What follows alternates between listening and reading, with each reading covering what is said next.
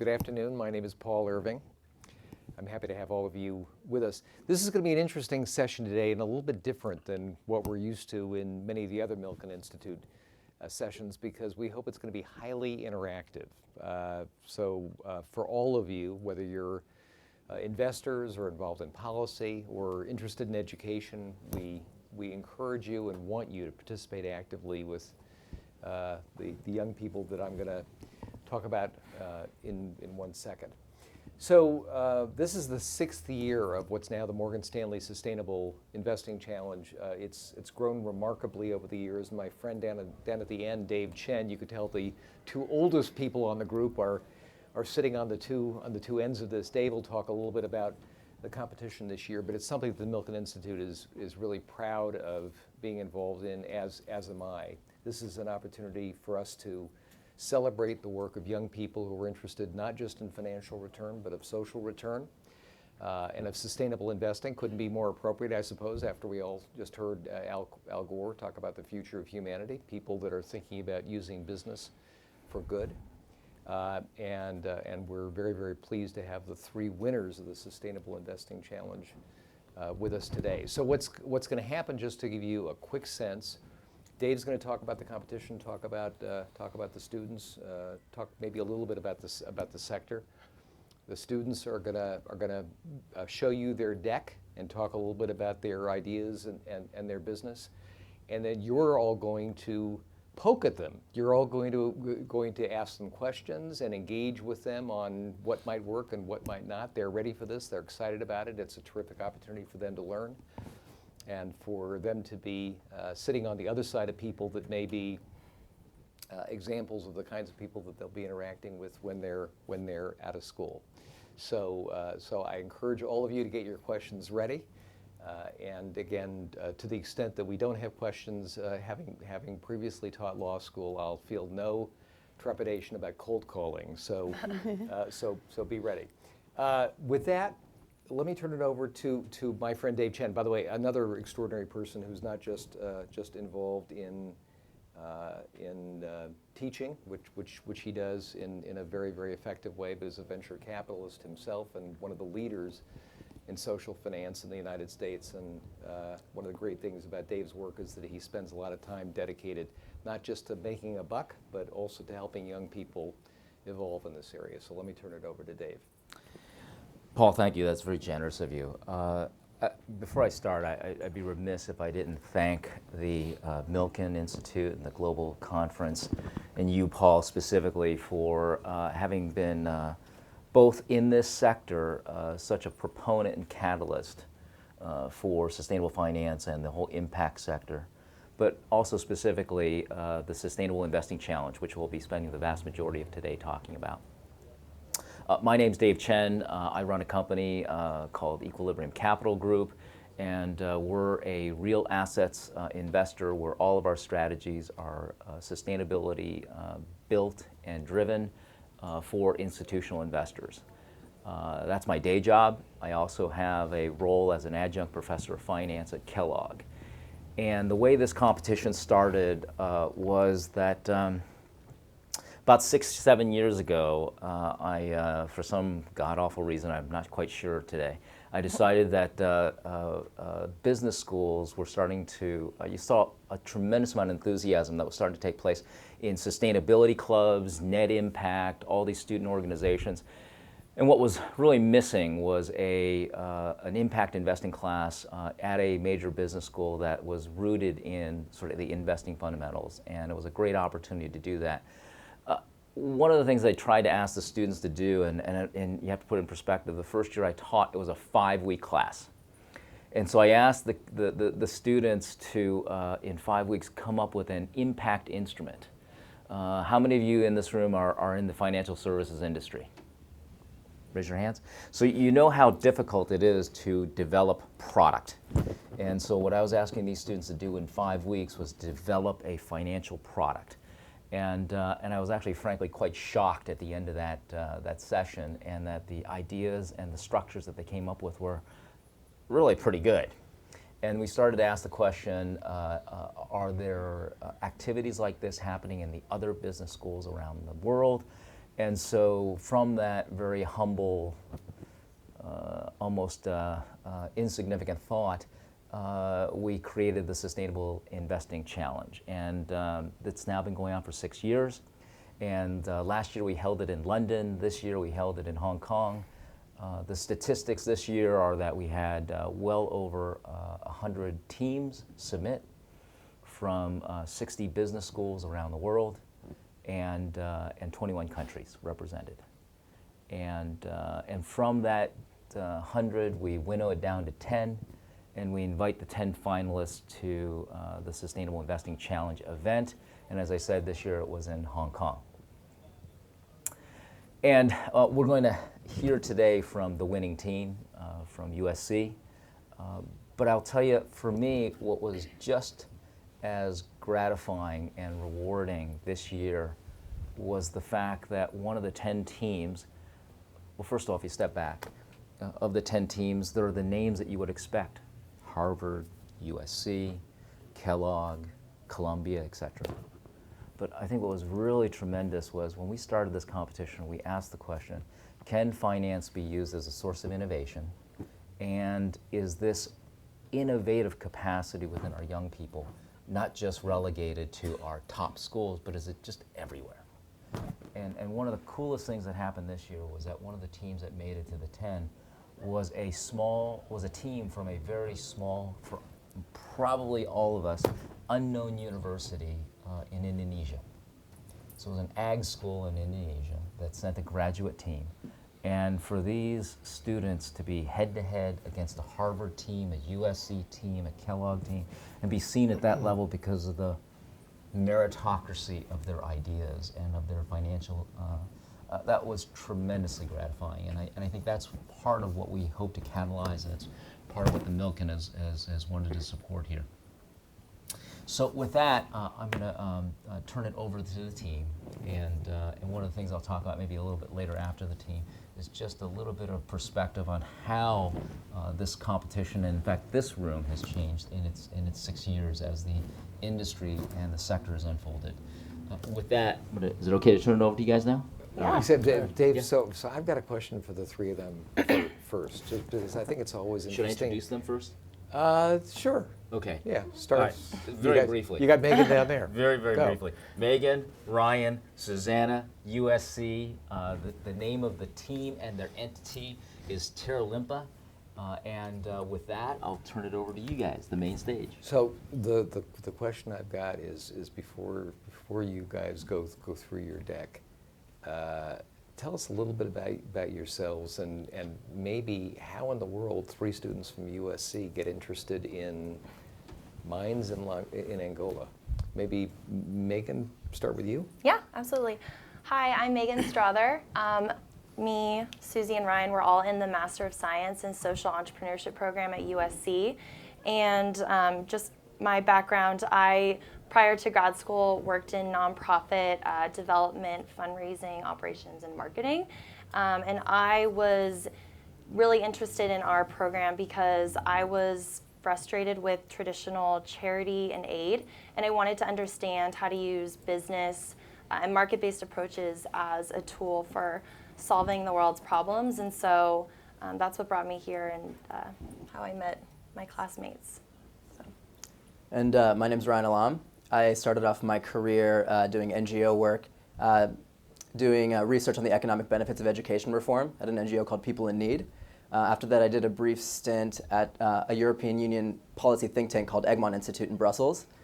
Came back to the United States and started working at an investment advisory firm and a wealth manager right here down the street called Bel Air Investment Advisors.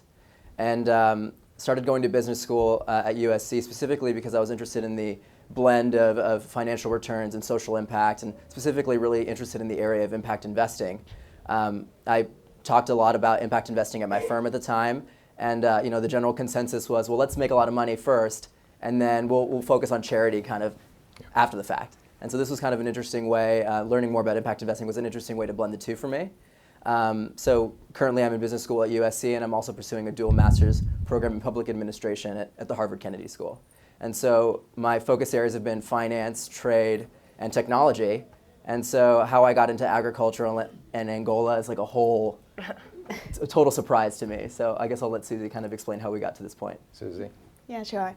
My name is Susanna Amos, and Susie's a ringer. We have to, this will explain it. yeah, so just to provide kind of like a condensed version of how I landed up in the U.S. in Los Angeles, to be specific.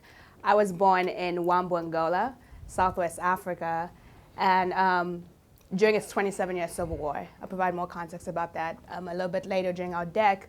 But then I got the opportunity to go finish my high school in South Africa. And then thereafter, upon graduating high school, I came to the US and I decided to pursue a business degree at the University of Virginia. And before graduation, I kind of went through like a quarter-life crisis. I was like, okay, so what do I do? Do I go into corporate America? Do I get a job at a Wall Street firm? Do I go consulting? Do I go accounting? Because that's what I did. But I still kept going back to the idea that I really wanted to become a change agent in Angola. And that's where I decided to pursue the master's program at USC, which is really providing me with the skill sets and the knowledge base to understand how to use business for transformational change. And to answer, I think, Paul's question about how we came together, last semester we were in a strategy class, and part of the semester-long project was to develop a business. So I presented to my teammates. One of the biggest issues in Angola is lack of waste management, and we developed a whole business around addressing waste management and making sure that it is socially significant, it has good environmental practices. And yeah, thereafter, that was a great project. We entered a couple competition with that, and it gained a lot of traction. But then beginning of this year, well, when I heard about the Morgan Stanley competition, I kind of thought about, okay, like, well, it's interesting and it really has to be innovative. And I looked at the types of teams that participated. And as part of my thesis originally, I was like, okay, I just Googled Angolan Civil War. And the first fact that came up was landmines. I was like, whoa. That's when I presented to my team members, and we started to develop this project around landmines in Angola. Alrighty. Launch. Yeah. So to go through our deck. Yeah, so just to give some context, this was originally created as part of like a 10-minute presentation for the competition in Hong Kong. And so I guess we'll go through it probably in a more conversational way, maybe stop at some points to have more detail talked about, or maybe questions fielded from you all. Yeah. So as Dave mentioned, we at Terra Limpa, that's the name of our fund and of our team. And we are committed to rebuilding Angola's agriculture legacy by developing smallholder farms in areas affected by landmines. So as I said, I was born in Angola during its 27-year civil war. And while the war has long since ended and many people have found peace and stability within the country, for the 40 million people living in rural Angola, the war is still far from over. So as a result of the 10 to 20 million landmines scattered across the country, farming communities are today still held hostage by this. So as my teammates and I explored kind of like the magnitude of this problem and trying to understand like what does this mean, what kind of impact does this, what kind of effect does this have on the people, we kind of found that their landmines have a detrimental effect on Angola's agriculture potential. And it will be important to understand that prior to 1975, Angola had a very robust agricultural industry. It was considered the breadbasket of sub-Saharan Africa. Angola was self-sufficient in all food crops, and it was even a major exporter of coffee, cacao, sugar, and bananas. But it's funny how it had such a robust agricultural industry, but today Angola imports 80% of its food.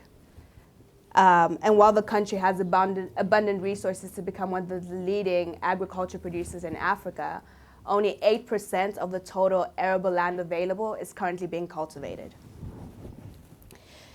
To better understand this problem and to better kind of pinpoint as to what are the issues that are causing this imbalance, I went back to Angola this past March, and I went to the different villages and I spoke to farmers, I spoke to people on the ground and trying to understand what are the key issues that, especially subsistence farming villages in Angola face. And the first issue that we identified was the fear of landmines. that while landmines were deceptively scattered across the country in usually small amounts, a lot of villages and a lot of rural communities have the fear, and they were kept immobilized and afraid to accessing a lot of the land that was available. And that today still has an impact. A lot of villages do not go into certain land plots. They do not farm it because there is a fear, there's an imminent fear of the dangers of landmines. The second issue was lack of inputs. A lot of these farmers farm on a subsistence level, and a lot of them do not generate enough demand to become attractive to large-scale input suppliers, and therefore they lack access to seeds, fertilizers, equipment, and all other necessary resources to allow them to farm on a larger scale.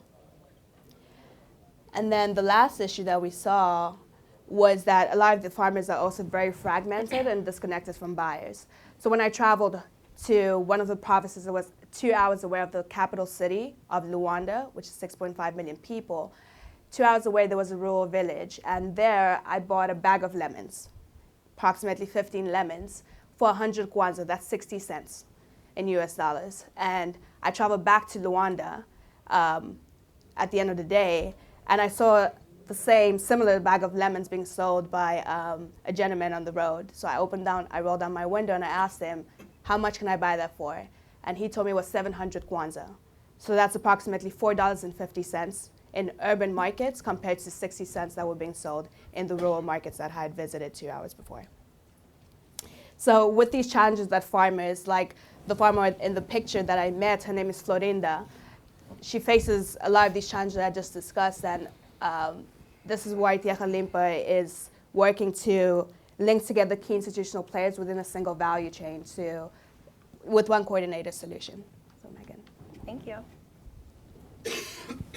So what we developed, I'm just going to do a high-level overview of the Tierra Limpa Fund model. So we will raise $30 million from investors at 3 different levels to acquire 5,500 hectares of farmland that is perceived to be contaminated. Our fund will have a 2-pronged approach that first verifies the safety of the land and then develops its farming capacity, and then we'll focus on improving the way our farmers do business by increasing their yields and connecting them to buyers.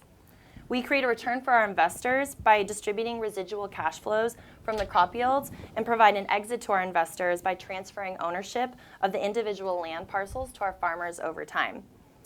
We have had over 100 conversations with Angolan government officials and landmine removal agencies and agricultural organizations to ensure that we have a viable implementation strategy.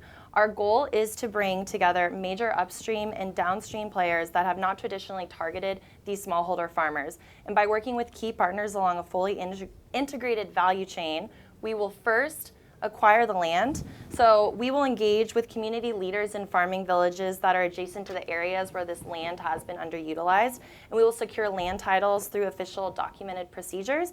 Some of the partners we identified during this due diligence process were the different community leaders in these villages and also the municipal and provincial governments. Next, we will clear the land. We will clear any contamination by partnering with certified UXO, which means unexploded ordnance, technicians that can oversee risk assessment and clear at a rate of 3 hectares per day at a cost of $550 per hectare. Some partners that we've identified are manufacturers and contractors such as Humanistics Robotics, Doking and Digger, and then technicians that we have talked to have been members of the U.S. Navy and the International Mine Action Training Center in Kenya. Next, we will increase the yields of the farmers. We will partner with large-scale input suppliers to provide seeds, fertilizer, equipment, and technical assistance to help build farmer productivity. Some partners we have identified for this stage are, for the technical assistance, we've talked to TechnoServe, World Vision, 1 Acre Fund. In terms of the seeds, the Seed Company of Zimbabwe and Syngenta of South Africa. And for equipment, Lone Angro of Angola, who is a dealer of John Deere products, and Bauer, which is for irrigation systems. And finally, next we will connect buyers. Tierra Limpa will establish a stronger distribution network that connects our smallholder farmers with institutional buyers in urban markets by selling on a wholesale basis. Some partners we have identified for distributing are Incatima Consulting, and then some buyers we have identified are Caro, Jumbo, ShopRite, the Angolan Army, jails, schools, and hospitals. And finally, the last step, we will sell the land back to the farmers. So because we employ farmers to work on their designated parcel of land until they're able to buy it from the fund and begin operating it on their own, and to ensure a timely exit for our investors, 20 to 30% is deducted from the farmer's monthly income and put into a savings plan, assuring that they will be able to buy the land in 5 to 7 years. We believe that the macro environment in Angola makes this the right time for investment. First, as Susie was mentioning, food demand in Angola is far outpacing domestic production, and it's only growing. Angola's major cities face significant food insecurity, with demand for major staple crops exceeding the country's supply by 16 times. Next, the Angolan government is looking to diversify its economy, which has historically been dependent on its oil exports, and by providing incentives for agricultural investments. And finally, because the safety condition of the land we are targeting is unclear, we can reasonably purchase it at up to a 90% discount on comparable agricultural land, or approximately $150 per hectare, creating a unique opportunity to acquire resource-rich land at a very low cost. So next, we will initially target the provinces of Huambo, Benguela, and Kwanza Sul with the intention to scale throughout southern Angola. We also plan to create a model that we believe can be replicated in other post-conflict regions with potential for large-scale agriculture, primarily in neighboring sub-Saharan African countries and Southeast Asia. We've begun a preliminary due diligence process on a parcel of land that we think could be an appropriate investment opportunity for this fund. This land that's found in the municipality of Buengo fits our criteria for the following reasons. The land is perceived to be contaminated and it's currently unused. The land is priced at least an 80% discount. It is located near road infrastructure, water sources, and a major city. And we've also identified that the land is suitable for growing our commercially viable crops. Next is Ryan. All right. So we've spoken kind of at length with the Angolan Ministry of Agriculture. We've had lots of conversations with them specifically related to the markets and the market failures within the country. So based on our conversations, we've identified a portfolio of crops that originally was consisting of things like maize and beans as well. But so far, we've sort of distilled it down into cassava and potatoes. And the reason why is because currently in the country's capital of Luanda, which has about 6.5 million people, the Angolan Ministry of Agriculture has identified these two crops as being serious staples for that population, specifically in the urban area. And so based on the current agribusiness environment currently operating within Angola, the input costs are very low for these types of crops. And you can also imagine that potatoes are much more resilient than, like, let's say tomatoes or something along those lines. Shelf life tends to last a little bit longer. They're more durable and they're more storable, which makes supply chain logistics and things like that a lot easier to manage. In addition, like Susie mentioned it a little bit earlier, these crops sell for a lot more in urban areas, up to 5 to 10 times. And so we're trying to capitalize on that really attractive price differential, even though these rural villages and these farming villages are just an hour or two outside the major city. So here's what the cash flows look like from an individual hectare of farmland. A hectare is about 2.5 acres, just to give you an idea. So the first year is primarily related to equipment, capacity building, and things like that, drip irrigation installation. So what you'll see is that domestic crops like cassava and potatoes generate cash flows relatively soon, whereas like international crops like coffee and cacao, they generate much larger returns for our long-term investors, but they have longer gestation periods. So it takes them a little bit longer to mature. And so you're seeing this final lump sum, which is, it happens at the end of about 5 to 7 years, which is the time duration that it takes a farmer to accrue enough savings through their income working the farm to buy out the land outright. And so what we're seeing is one final lump sum to investors, and the exit being a sale to the farmer themselves. So what do the cash flows look like within a particular smallholder farm? So first, cash flows from crop yields go to generating the farmer income. Then they go towards creating a farmer savings plan. So the way that we've designed this savings plan is rather than paying them 100%, rather than paying farmers who work the land 100% of their cash payments up front, what we'll do is we'll pay them somewhere between 70 to 80% and withhold 20 to 30% and sort of build in a savings plan as a part of their compensation. And so that way, as a part of working the farm, they're sort of building up equity in the land over time. And it's kind of assuring investors a little bit of an exit where in a place where liquidity is very difficult from a private equity standpoint or from a private investment standpoint. Next, cash flows from crop yields will go to buying inputs for the next harvest. And thereafter, 100% of residual cash flows all go to dividends for investors. So here's the general fund profile, the general thing that we were thinking about in its current iteration. So like Megan was saying, we raised $30 million across 3 levels. And so these levels kind of attract a wide variety of different time horizons and risk profiles from our investors. I think the one that calls for the most interest or the most conversation is our Class C investor share class, which will consist of like governments, PRIs, program-related investment dollars, and foundations. And so I can talk a little bit more about that in the next slide. But the way that these investors get paid out is following sort of like a waterfall or layered fund structure principle. So again, the Class C share class is the gold bar. So you can see that based on the way that we've modeled out this layered financing structure, is the Class C share class is the first in and last out in terms of exit from the fund. So this share class is admittedly concessionary in returns. And so the investors that we would be targeting in this share class would be the foundations, the government institutions, the development finance institutions, et cetera, that are already throwing money at this problem, that are already trying to address this problem, but with grant dollars. And so obviously, a grant's return is negative 100%, right? So if there's any way that we can return principal to these investors that are already dealing with this issue, from a market-based standpoint, we feel like it's going to be a really attractive opportunity for them to get involved and also to augment their impact by attracting and bringing to the table other for-profit investors. So Class B is more longer term, but there are more for-profit oriented investors. There will be the ones that are second in and second out in terms of exit from the fund. And then thereafter, Class A will be our shortest time horizon, our least risk-oriented investors, or our least risk-adjusted investors.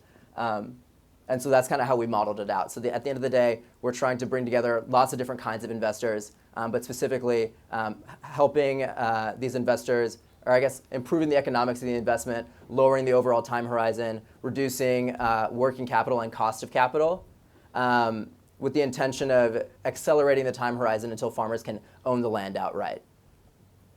So we've identified a couple of risk factors. Obviously, we think that it's a really attractive opportunity from a geopolitical standpoint to invest in Angolan agriculture for a number of different reasons. Particularly, like Megan mentioned, the Angolan Ministry of Agriculture and the Angolan government have really tried to diversify their economy. 97 or 95% of fiscal revenues and tax receipts are purely from its oil production. And as we all know, I think as of this morning, I think oil price is like $35, $36 a barrel or something like that. And so places like Angola that are a single source economy are really, really struggling. And so while they always had the intention to diversify their economy when oil was looking great, now they're really having to kind of put the pedal to the metal and move things forward in terms of diversification. So in terms of what we're trying to do, it's particularly in line with what the Angolan government is trying to accomplish. They're offering tax incentives up to 100% tax breaks. They're offering subsidies in the form of like subsidies toward crop insurance premiums for farmers. They're offering loan guarantees and things like this. And so we feel like it's attractive from a government standpoint and from a public partnership standpoint. But obviously there are risks, right? So things like currency risk were a big factor. So we were structuring the fund model to try to mitigate these kinds of risks. So the reason why we chose to partner up with institutional buyers and suppliers is because a lot of the current agribusinesses already operating within Angola are just subsidiaries of much larger institutional or international corporations. So they regularly denominate contracts in US dollars, and they're typically working on a dollar-based system. And so we kind of tried to mitigate the currency risk factor by partnering up with those particular institutions. Things like liabilities of landmine removal. So we'd be partnering up with, like Megan mentioned, like UXO technicians. UXO stands for unexploded ordnance. There's technicians all over the world that clear and verify the safety of land for commercial purposes. And these types of contractors have their own liability insurance. But if we were to partner with any other NGOs or nonprofit organizations, we'd be kind of mitigating their liability by making sure that we have a contingency fund of our own in the case of, like, let's say, a bulldozer or some like large Caterpillar-like vehicle getting damaged from some sort of landmine extraction process. Things like market risk, again, it has to do with our choice of partnerships. So the interesting thing about agriculture is that it incorporates, or it kind of deals with a lot of market risk in general.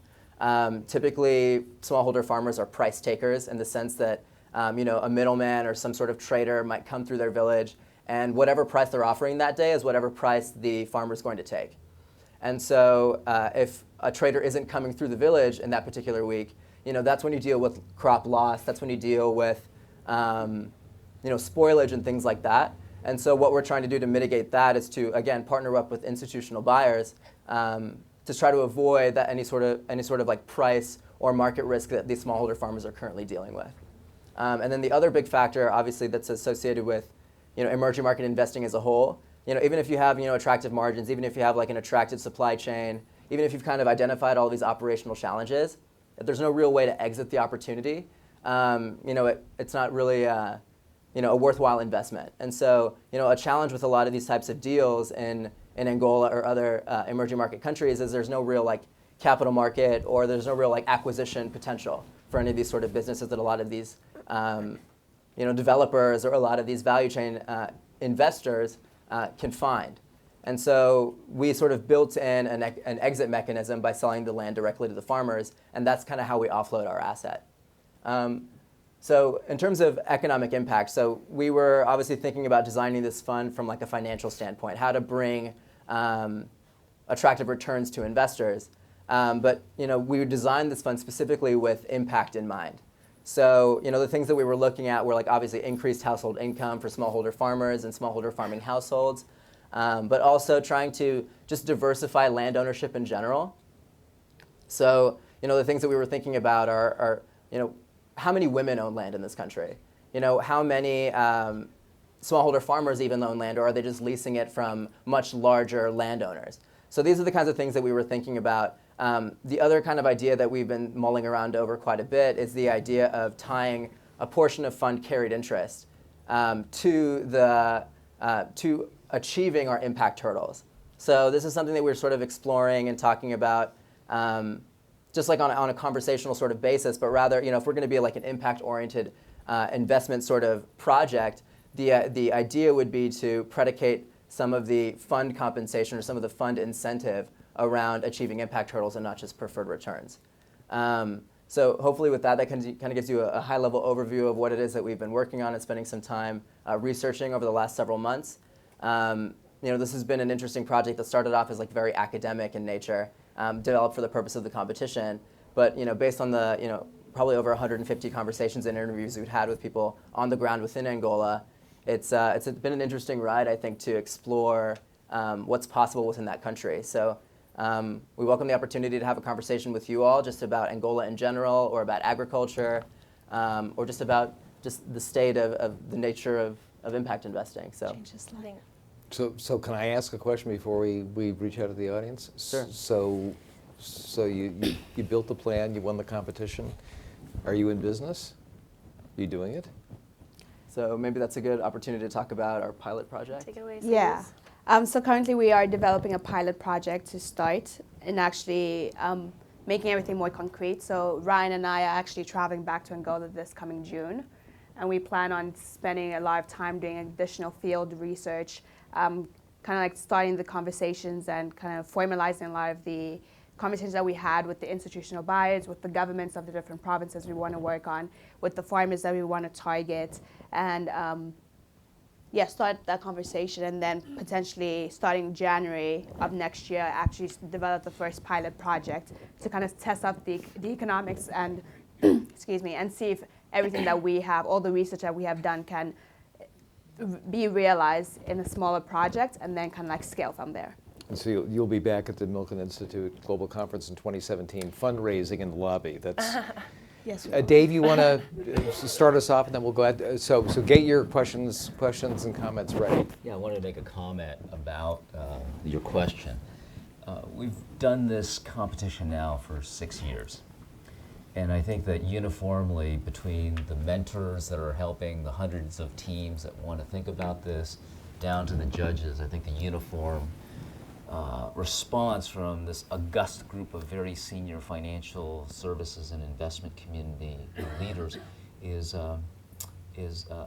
impressed, respect for what these student teams can come up with, and frankly a little bit jealous of the fact that when we all went to business school, this kind of stuff wasn't available.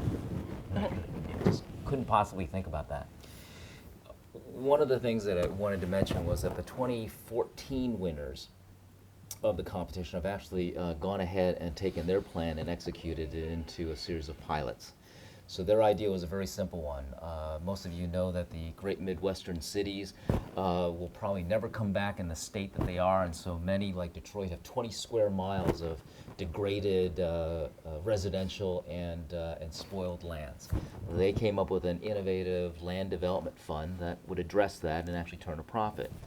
Last year's winner, 2015, came up with a very, very innovative twist on an environmental services bond to address California's drought and forest fires at the same time.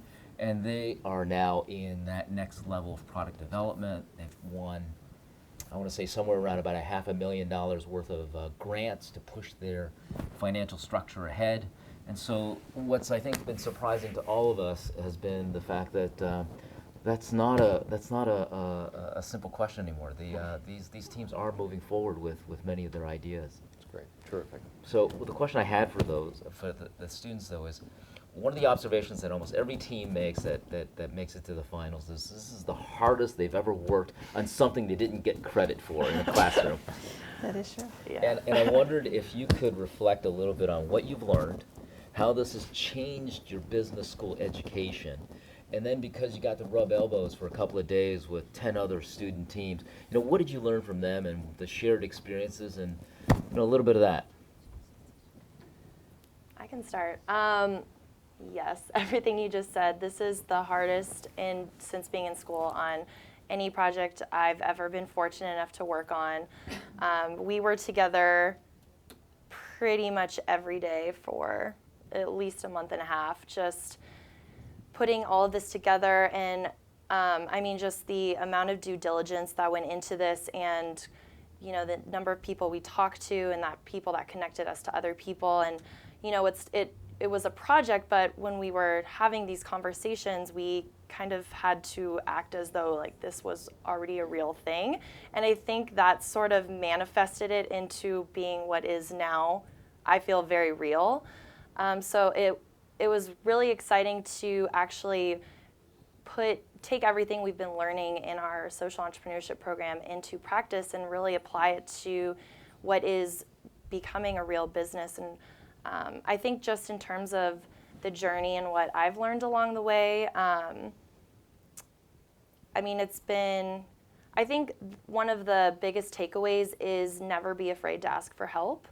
So many people have been so incredibly generous in helping us on this project just because they just want to see us succeed, and they could tell that we were passionate about this, and they were eager to help us, which is, I feel very grateful to, I mean, you can see that's not even like a quarter of the people that we really talked to and that connected us to other people. And so it really takes a village to make this happen. And then it was also just going to the Morgan Stanley headquarters in Hong Kong was so exciting, and to get feedback from these panel of judges who are so well known in the field of impact investing, and to have them, they were probing at our presentation, but it's good because we like to get any type of feedback because that just helps us get better. But also to have this thing that started as this little tiny idea and to what it's become, and to have that validated is really something special. So I guess for me, that was how this all went. Yeah, I think when, having like a business background or having like an international relations background or anything related to foreign policy, I mean, you have these ideas or like these frameworks of how you try to approach problems, but everything gets thrown out the window when you're dealing with a country like Angola or like, something so specific. Everything, the ways of doing business, the way you develop relationships, the way that you interact with people and conduct due diligence, everything is completely different against once you really get on the ground. And so it's been an interesting process getting out of the developed world sort of box and looking at it from, okay, how can we actually get a process initiated in a different country like Angola? I'd say for me, initially one of the biggest motivations to actually enter the Morgan Stanley competition was to access this global platform where I could, talk about and start a dialogue and demonstrate how sustainable finance and like an increase in creative capacity can really move the needle on social and environmental issues in Angola, specifically to the region I'm focused on. So it was really comforting to see that a lot of people that are not from Angola, very distant from the country and probably haven't heard a lot about, are interested in seeing how you can use innovative solutions from one country and take that to a whole different country, and being able to be in a room with like-minded individuals and individuals that are so passionate about impact investing, and being able to also be in front of professionals that were at the Morgan Stanley competition that provided us with great feedback into how we should start thinking about things and how we can pivot and how we can persevere going forward. So that was really a big thing for me. So questions. Who wants to lead? Who liked it? Who didn't? Who thinks something will work or not? Let's start. Can we have the mic up here? Thank you. We'll start with the gentleman right here. Why don't you introduce yourself, and thanks for asking a question. Hello. Yeah. My name is Thomas Witt. I'm from Germany. I'm representing two organizations. My own organization is Code Earth. It's a management consultant related to sustainability, sustainable development, climate change, etc. And Technology Without Borders is a German nonprofit working in developing countries for water, education, energy, and waste projects. My question is non-financial, so I'm obviously having an environment and different background. Mm-hmm. So you are looking for removal landmines. I mean, this is a process, and you think about how can I achieve that. So, I mean, there are different steps. First, you need to identify where are the mines, and you need to make sure that you can safely remove them, but then as well you have the waste of them. So I would like to know what in this process you thought about. The second thing is, did you investigate on different approaches how to remove landmines? Because I'm aware of probably 2 other ones. And what made you decide for this particular one? Because you need a lot of equipment and human resources actually to perform that task. Mm-hmm. Yeah, so we've had multiple conversations with different types of agencies that are in the that are doing demining, and we initially were targeting NGOs because that's sort of the most broadcasted, types of organizations that are doing this work in Angola. So Susie had multiple conversations with the 2 main organizations that are MAG International and Halo Trust, and we were just asking them all sorts of questions about their process and how it works, how much it costs, how long it takes. And as mentioned in our deck, what we learned is that, well, first of all, the funding for demining, specifically in Angola, has gone down significantly in the past 10 years. It's just not seen as high of a priority. And where they are targeting and where they are currently doing their work is in these areas where there's a higher concentration of people and more infrastructure. And so, where there's roads and bridges so that people have access to different places. But these rural communities are still being overlooked, but yet the people there are not able to access this land. But from what we know, and these NGOs that have surveyed this land, they're scattered. So they're not in nearly as high of a concentration.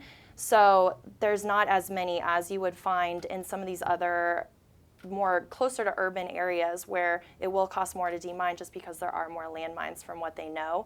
We also know, just based on our research and who we've talked to, the types of landmines. They're primarily metal landmines, which are actually easier to extract than the plastic. So we included that when we were talking about our financial models and how we can actually, is this feasible, is this possible? After having some other conversations, we contacted, actually USC has a Veterans MBA program, so we were in touch with them, and we sent an email, and actually we had like 5 people immediately respond to an email we sent out, and they connected us. We were able to talk to someone who used to be the head of the Navy, the EOD, which is the Exploded Ordnance Disposal Department in the U.S. Navy, and he has done extensive work in Africa, and he was telling us different organizations to contact, including this demining. They teach locals how to demine in Kenya, but to deploy these workers all over sub-Saharan Africa. And he was telling us the types of equipment that we can get, manufacturers that we could target. And so we had multiple conversations with these different demining companies and these subcontractors, and that was how we were able to get the cost that we came up with for our financial model and see if this was in fact feasible, because what we learned going the private route versus rely primarily on these humanitarian organizations, we can do it much more cost effectively and in a timely manner. You guys want to speak? Thanks, Megan. Well, the process, just the demining process in general. Yeah, so the process is the land detection, so detecting if the landmines in fact exist, and then once they identify the landmines, it's the extraction process, and that's that's the costly aspect of it. And then just having a UXO technician, what we would need to have is someone who would oversee the process. So. Yeah, so like Megan mentioned, in summary, I mean, there are two major kind of parts of the landmine process, the land remediation process. There's like landmine detection, which involves like verification of safety, identifying where these landmines might exist in a given particular area. And then there's the extraction process, which is far more time consuming, up to like 2 or 3 hours per landmine. And so what in terms of our land criteria, what we're looking for is we're not necessarily trying to target minefields, right? Areas that have hundreds of thousands of mines, let's say, or tens of thousands of mines. We're looking at areas near farming villages that are perceived to be contaminated. So the interesting thing that we learned about in terms of landmine strategy, and let me know if I'm going too much into detail here, but landmines were primarily placed in high frequencies near urban areas, places like infrastructure, bridges, hospitals, tragically near churches, schools, things like that. And in rural areas, landmines were placed in far fewer frequency, maybe by the handful, let's say. And the intention was to immobilize farming and rural populations. So the intention wasn't to necessarily inflict lots of damage. It was more to keep people stationary and where they were. And so that's kind of the opportunity that we're trying to take advantage of, is in rural areas, based on our conversations and based on our research, landmines occur in far fewer frequency, which makes it unattractive for a farmer to obviously land, because who's going to risk their life to farm? But it's not going to make it cost prohibitive from an investment standpoint. So hopefully that answers your question. Good answer. Third row. Hi, David Bank with Impact Alpha. We're a news service covering impact investing. I'm just kind of interested in how you guys think of I hate to use the word trade-off, but the trade-off between the benefits to the smallholder farmers and your returns to your investors. And the specific question is, it seems like the discount of the land price is because there's perceived landmines on there. When you get rid of that, the land price will go up. When you sell it back to the farmers, you're selling it at the inflated price, at the higher price. Good question. The market value price, and then that's obviously necessary to repay the investor. So how does that all work? Yeah. So good question. So a big factor that we were looking at. Our original thesis was, let's incorporate this savings plan and let's deliver returns to investors in two ways. Cash flows from crop yields, and then capital appreciation from the land itself, from the asset itself. And so what we found, just after thinking more about farmer incomes, thinking more about the land itself, we realized that if we appreciate the land at any sort of rate annually, farmers will never catch up in terms of what we're trying to help them save. And so in order to mitigate that, the trade-off really is that we're selling the land at cost to the farmer. So at cost of remediation, at cost of the first year's capacity, things like that. And so there isn't really a built-in appreciation mechanism from the land asset. It's purely cash flows and returns are purely generated from the crop yields themselves. And so that was something that we've talked a lot about internally, was how to add a market-based solution to the land value. And the reality is, if we're trying to sell it to the farmers, it becomes much more difficult. And so then the question then became, well, do we sell it to the farmers at cost, or do we find a market rate buyer for the land?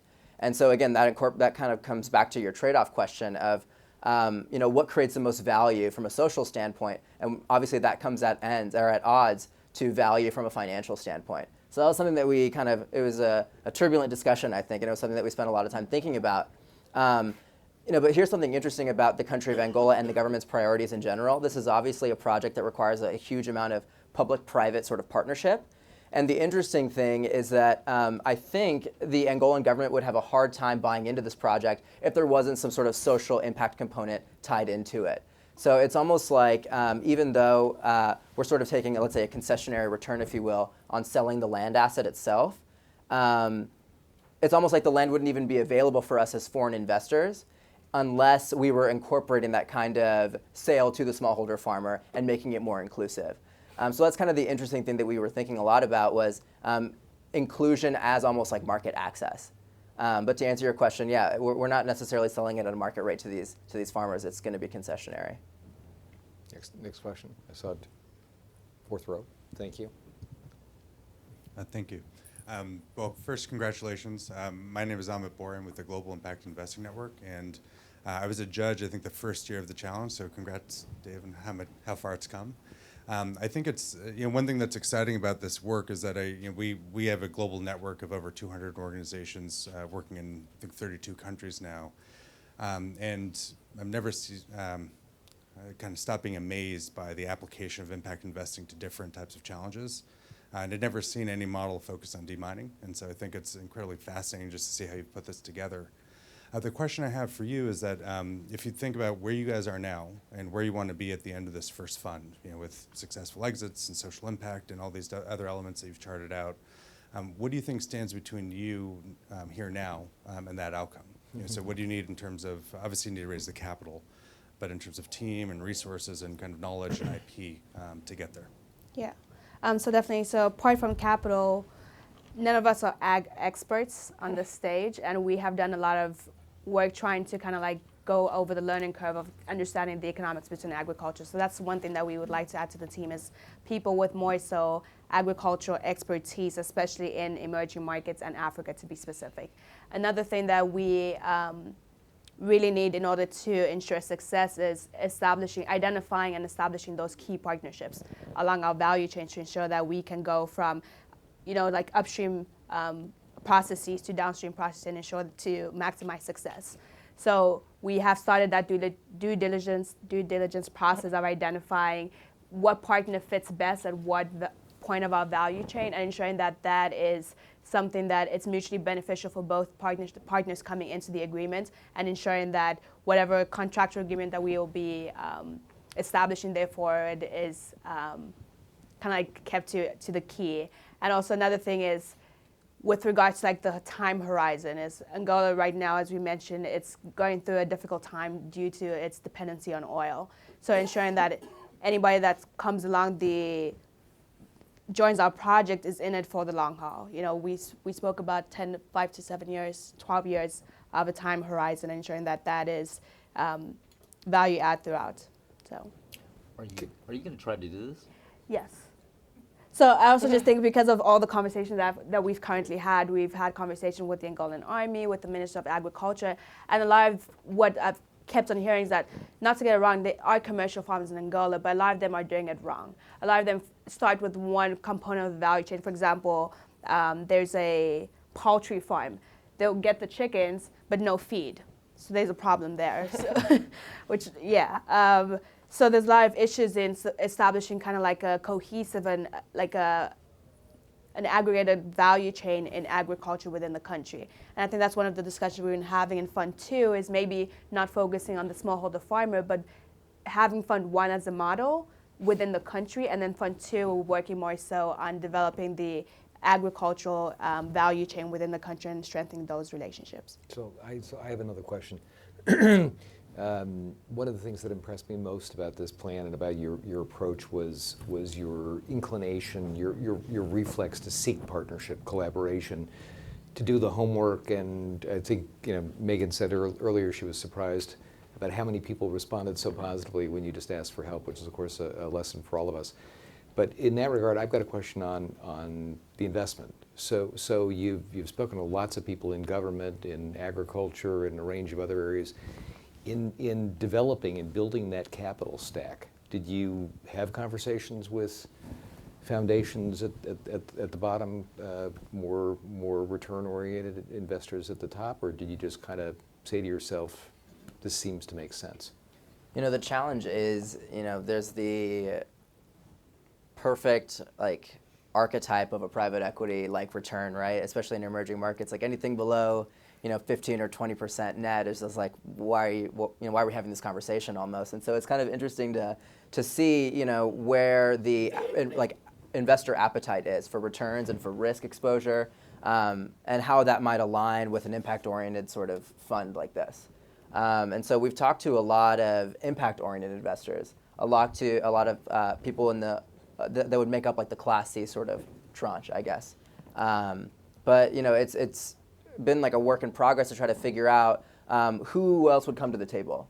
If this kind of project is purely within the realm of development-oriented finance, or can it have the potential, maybe like in further iterations, to incorporate more mainstream or institutional investors? So that's been kind of like an interesting process for us, is to kind of explore what would make this a more attractive investment from a mainstream sort of perspective. One more question? Any more questions out there? One right here.